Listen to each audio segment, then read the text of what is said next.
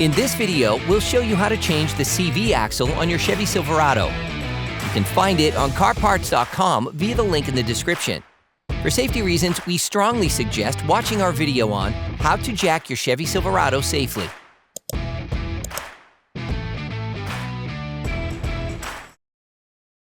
Ask another person to press the brake pedal. Use a ratchet and a 36mm socket to unblock the nut on the end of the CV axle. Then, use a fork to unclip all the clips that hold the ABS sensor cable in place. You can also use a screwdriver to help you. Disconnect the connector by pushing on the red plastic tab, then prying the tab and pulling it.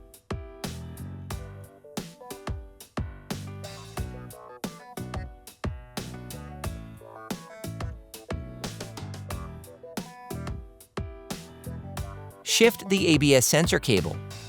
Using a multi-bit screwdriver and a 10mm socket, unscrew the bolt securing the brake hose bracket. Then, move the brake hose aside. You must then disengage the upper control arm ball joint from the wheel knuckle. Brush the upper control arm ball joint retainer nut and spray it with penetrating oil.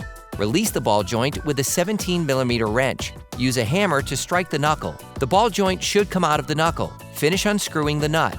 Then, remove the upper control arm ball joint from the wheel knuckle. If necessary, pry with a crowbar to facilitate handling.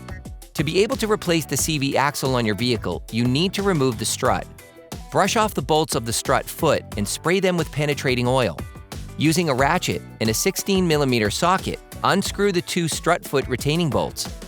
Now you need to unscrew the 3 nuts on the upper strut mount.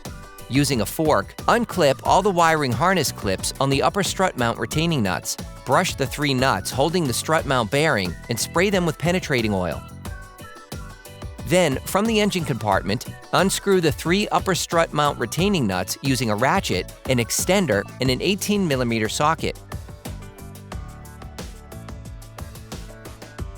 You can now extract the shock.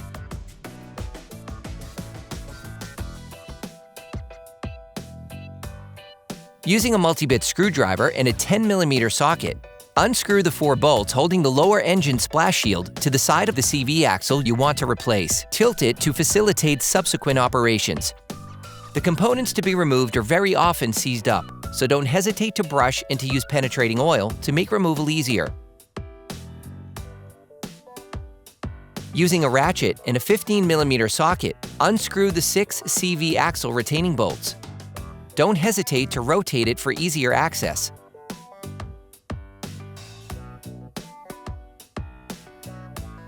Remove the CV axle from the stub shaft.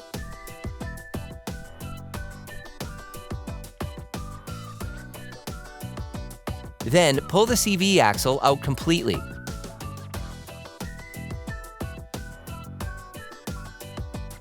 Hey, it's Alex from CarParts.com.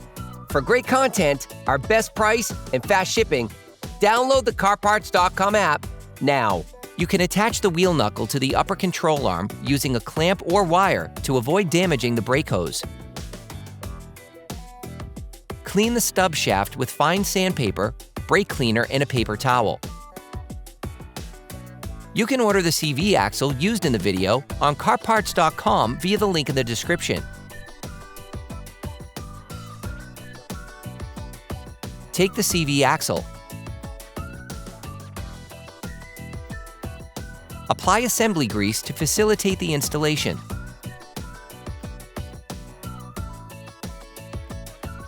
Start by installing the CV axle in the wheel knuckle. Put the CV axle back onto the stub shaft. Loosely screw 2 bolts back on to hold it together. Then, use a jack to lift the wheel knuckle so as to screw the CV axle retaining bolts back on. Start screwing by hand, then with a socket wrench. Finish tightening using a torque wrench. Roughly put the hub nut back in place. Remove the jack. Cut the wheel knuckle clamp. Now you need to reinstall the strut. Pass the strut through the upper control arm, then install the upper part first.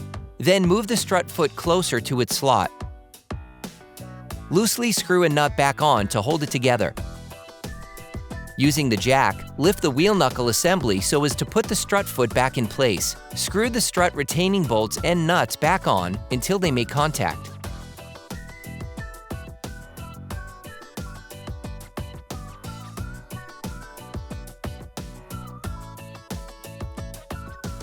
Finish tightening using a torque wrench.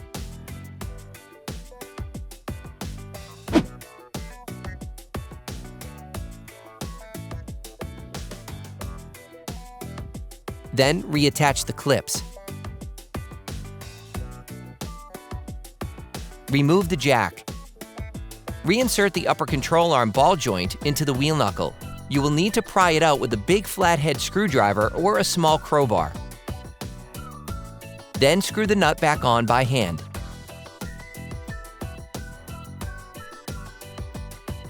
Using the jack, lift the wheel knuckle assembly so as to screw the upper control arm ball joint back on correctly. Finish tightening using a torque wrench. Remove the jack. Screw the brake hose mounting bracket back on. Replace the ABS sensor cable and clip it back into its slots. Plug the electrical connector back in. And lock it. Reconnect the electrical connection. Screw the hub nut back on until it makes contact. Insert a flathead screwdriver thin enough to fit between the two walls of the disc. It must be inserted before the caliper mount so that it can abut against it. Finish tightening the hub nut with a torque wrench. During this operation, you will be intervening on the front axle of your car, so it is advisable to perform a wheel alignment afterwards. Put the splash shield back in place and screw it back on.